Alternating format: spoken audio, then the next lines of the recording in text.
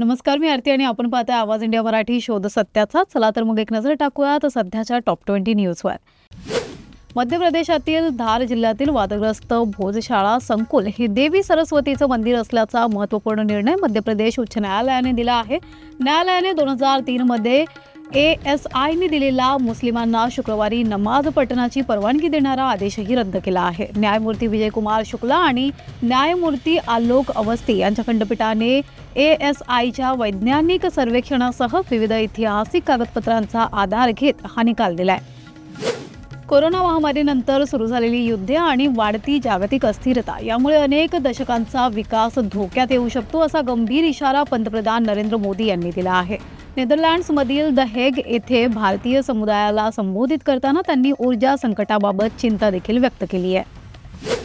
पंतप्रधान नरेंद्र मोदी यांच्या नेदरलँड दौऱ्यात भारताच्या टाटा समूह आणि नेदरलँड्सच्या ASML कंपनी दरम्यान सेमीकंडक्टर क्षेत्रातील महत्त्वपूर्ण सामंजस्य करार झाला आहे. या करारामुळे भारताच्या तांत्रिक आणि उत्पादन क्षेत्राला मोठी चालना मिळणार असल्याचं सांगितलं जातंय. केंद्र सरकारने चांदीच्या आयातीवरील मोठे निर्बंध लागू करत उच्च शुद्धतेच्या चांदी सिल्वर बार्स आणि चांदीच्या पावडरला फ्री श्रेणीतून रेस्ट्रिक्टेड श्रेणीत टाकलं आहे. आता अशा प्रकारची चांदी आयात करण्यासाठी सरकारची पूर्वपरवानगी घेणं बंधनकारक असणार आहे. नीट UG पेपर लीक प्रकरणानंतर केंद्र सरकारने राष्ट्रीय परीक्षा संस्था म्हणजेच NTA मध्ये मोठे प्रशासकीय बदल केले आहेत. अनुजा बापट आणि रुचिता वीज यांची संयुक्त सचिवपदावर 5 वर्षांच्या कालावधीसाठी नियुक्ती करण्यात आली आहे.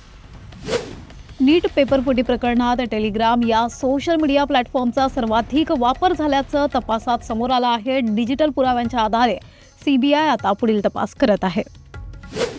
तामिळनाडू विधानसभेत विश्वासदर्शक ठराव जिंकल्यानंतर मुख्यमंत्री विजय यांनी मंत्रिमंडळ विस्तार करत खातेवाटप जाहीर केलं आहे. गृह, पोलीस आणि महिला व बालकल्याण यांसारखी महत्त्वाची खाती विजय यांनी स्वतःकडेच ठेवली आहेत. राष्ट्रवादी काँग्रेसमधील अंतर्गत संघर्ष आणखी तीव्र झाला असून रोहित पवारांच्या आरोपांवर अजितदादा गटाकडून जोरदार प्रत्युत्तर देण्यात आलंय. पक्षाचे राष्ट्रीय सचिव अविनाश आदिक यांनी प्रफुल्ल पटेल आणि सुनील तटकरे यांना साईडलाईन करण्यात आल्याच्या चर्चा फेटाळून लावत दोघांची पदं कायम आहेत असं स्पष्ट केलंय. राष्ट्रवादी काँग्रेसमधील वाद आणखी चिघळताना दिसत असून रोहित पवारांनी 2 बड्या नेत्यांनी अजित पवारांविषयी अत्यंत खालच्या दर्जाची भाषा वापरल्याचा दावा केला आहे.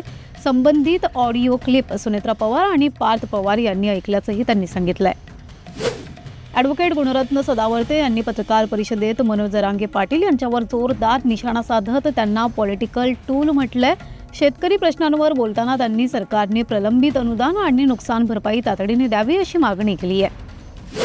भांडूपमधील काँग्रेस नगरसेविका आशा कोपरकर आणि त्यांच्या कुटुंबियांविरुद्ध गंभीर गुन्हा दाखल झाला आहे. एका महिलेचं अपहरण, मारहाण आणि धमकावल्याचा आरोप करण्यात आला असून पोलिसांकडून पुढील तपास सुरू आहे. धुळे जिल्ह्यातील साक्री तालुक्यात अंधश्रद्धेची धक्कादायक घटना समोर आली आहे. शनी अमावस्येच्या पूजेसाठी गेलेल्या मित्र आणि मैत्रिणीचा भोंदूबाबाने जीव घेतल्याचा आरोप असून या घटनेमुळे परिसरात खळबळ उडाली आहे. बुलढाणा जिल्ह्यात इंधन टंचाईचं संकट अधिक गडद झालं असून अनेक पेट्रोल पंप कोरडे पडले आहेत. सिंदखेड राजा तालुक्यातील एका पेट्रोल पंपावर इंधन भरण्यावरून ग्राहकांमध्ये तुफान हाणामारी झाल्याची घटना घडली आहे. नंदुरबार जिल्ह्यात उष्णतेचा तीव्र कहर पाहायला मिळत असून तापमान 43 अंशावर पोहोचलं आहे. वाढत्या उकाड्यामुळे नागरिक हैराण झाले असून प्रशासनाने उष्णता नियंत्रण कक्ष सुरू करण्याचे आदेश दिले आहेत. अंधेरी पूर्वेतील के ईस्ट वॉर्ड परिसरात विश्व हिंदू परिषद आणि बजरंग दलाच्या वतीने लव जेहाद, रोहिंग्या, बांगलादेशी घुसखोरी आणि ड्रग्ज विरोधात आंदोलन करण्यात आलं. आंदोलनादरम्यान कार्यकर्त्यांनी जोरदार घोषणाबाजी करत रास्ता रोको केला. वाढत्या इंधन, वाहतूक आणि पॅकेजिंग खर्चाच्या पार्श्वभूमीवर गोकुळ दूध महासंघाने गाईच्या दुधाच्या दरात 2 रुपयांची वाढ करण्याचा निर्णय घेतला आहे. मात्र म्हशीच्या दुधाच्या दरात कोणतीही वाढ करण्यात आलेली नाही. साताऱ्यातील 8 वर्षीय विराट भोसलेच्या उपचारासाठी उपमुख्यमंत्री एकनाथ शिंदे मदतीला धावून आले आहेत. ठाण्यातील सिद्धिविनायक रुग्णालयात त्याची विनामूल्य यशस्वी शस्त्रक्रिया करण्यात आली असून कुटुंबियांनी शिंदेंचे आभार मानले आहेत. CBSE बोर्डाने इयत्ता 9वी पासून 3 भाषांचं शिक्षण अनिवार्य करण्याचा निर्णय घेतला आहे. यामध्ये 2 भारतीय भाषा आणि 1 विदेशी भाषा असणं बंधनकारक असणार आहे. IPL 2026मध्ये कोलकाता नाईट रायडर्सने गुजरात टायटन्सवर 29 धावांनी विजय मिळवत प्लेऑफच्या आशा कायम ठेवल्या आहेत. फिन ॲलन आणि अंगक्रिश रघुवंशी यांच्या तुफानी खेळीमुळे KKRने 247 धावांचा डोंगर उभा केलाय.